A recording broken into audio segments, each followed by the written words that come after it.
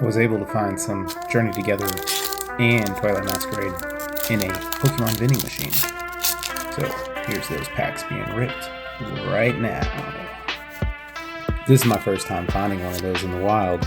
I'm not from the West Coast, and we don't have them on the East Coast very much. So it was a nice change of pace seeing them and actually seeing them in stock.